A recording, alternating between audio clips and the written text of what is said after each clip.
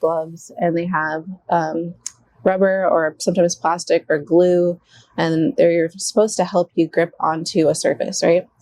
Keep in mind that there are a lot of things out there like this, and though it's not for me, and I think it's an accessory and it's not very useful or purposeful, some things are like that. This is that for me, where it's something to have, but I have yet to find a use for it in very many years. And they're out there. There's things like that with yoga where everyone's trying to make some money, and we create things that maybe not necessary. But say I had a disability, and maybe I need something like this to grip onto my mat. Therefore, this thing becomes a necessity for them. It's not kitschy. It's not not purposeful. It has a purpose to them. It really helps them with their practice, and therefore they should have this thing, right? It's not for me, but it might be for someone else. If you have any mobility concerns, don't hesitate to call into a studio or a yoga class, whatever, and ask them if they have anything to help you with your mobility. Tell them what types of mobility preferences that you have, or issues or concerns, mobility concerns that you may have, and see if they can adapt to your needs.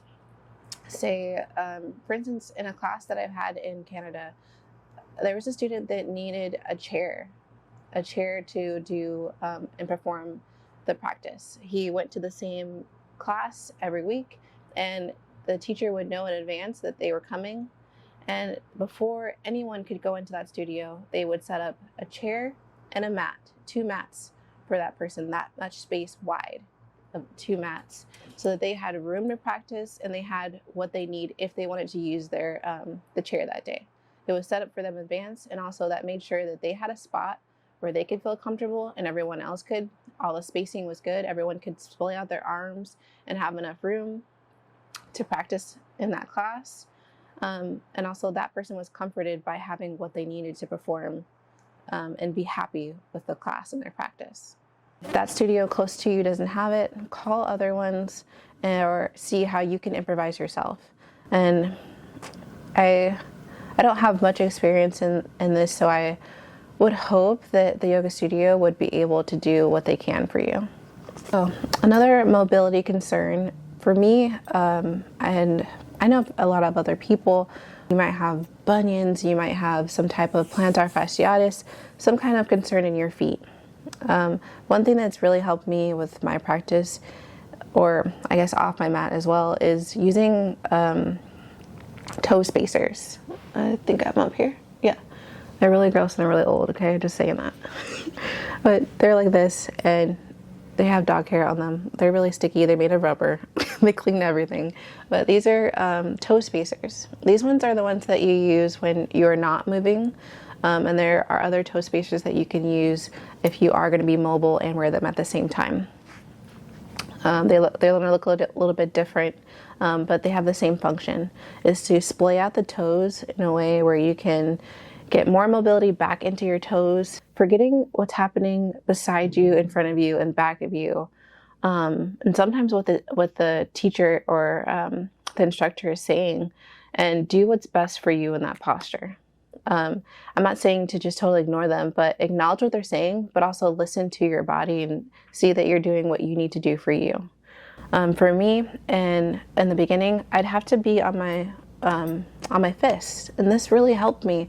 And sometimes you'll feel awkward because you don't want to feel different, but anything that helps you feel more comfortable and that you're using as a stepping stone, you know that this is only for the time being, that I might grow out of this, or this might be it for me. This might feel so good that I don't want to change this thing because I don't have to. I'm not harming myself. I'm able to do the practice and perform it and feel good while doing it, then do that thing. Another thing to mention is before you go to a class, reading the description of the class, if they have it, is very beneficial to you and to the instructor or the teacher that's teaching that class. This is why. Studio that's out there has their own way of teaching, and they might have a style that they practice for that studio or that business, right? That might be, all the classes might be similar to this kind of style, right? There are a lot of different types of yoga out there. You want to make sure that you're branching out and trying new things and seeing what fits for you. Maybe for you, your main goal in life is just to be more relaxed. And the way that you find relaxation, relaxation. The way that you find relaxation is by taking a restorative class. Someone else might take a yin class. Someone else that they know might take a power yoga class, right?